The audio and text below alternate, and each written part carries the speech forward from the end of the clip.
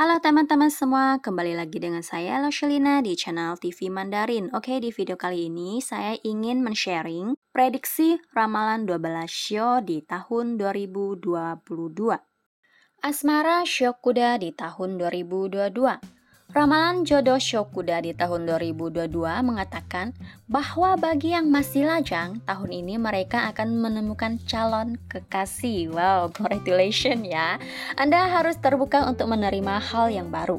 Jangan menahan diri hanya karena pengalaman yang kurang mengenakan di masa lalu.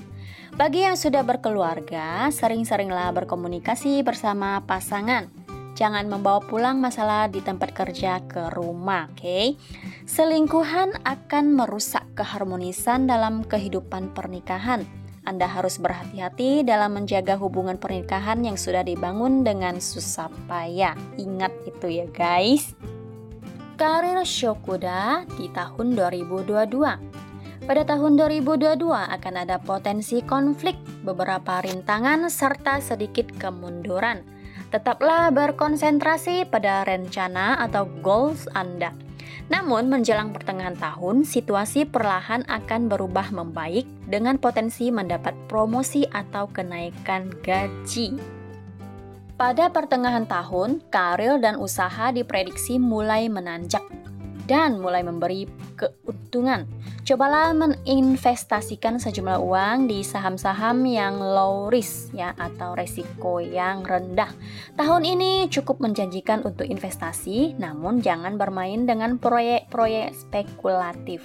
Tahun ini tampaknya Anda akan sering dimanfaatkan orang lain.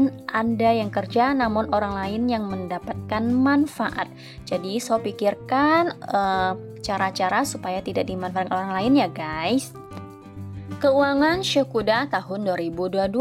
Harta mudah didapat, namun sulit dijaga atau banyak pengeluaran. Ada kesempatan baik, namun sulit mendapatkan orang yang sesuai untuk membantu. Akan lebih baik jika Anda menahan diri pada pengeluaran-pengeluaran yang tidak perlu.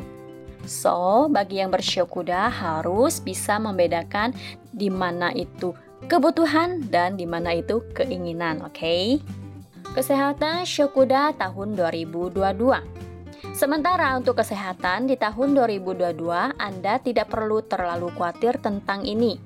Kesehatan akan cenderung baik dengan beberapa masalah kecil saja. Anda akan berada dalam kondisi yang baik hampir di sepanjang tahun 2022 nanti. Yang perlu dilakukan adalah rutin berolahraga dan mengkonsumsi makanan yang bergizi agar tubuh tetap fit di masa pandemi COVID-19 ini. Ramalan Shokuda tahun 2022 memprediksi bahwa tahun ini Shokuda akan menghadapi sedikit turbulensi dan gejolak. Oleh karena itu, kehidupan akan cenderung melambat.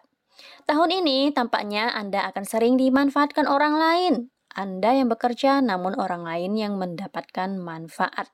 Harta mudah didapat namun sulit dijaga atau banyak pengeluaran. Ada kesempatan baik namun sulit mendapatkan orang yang sesuai untuk membantu.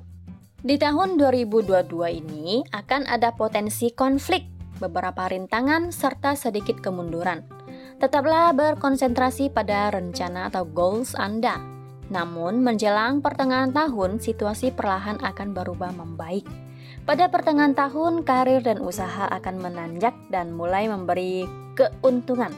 Cobalah menginvestasi sejumlah uang di saham-saham yang low risk atau rendah resiko.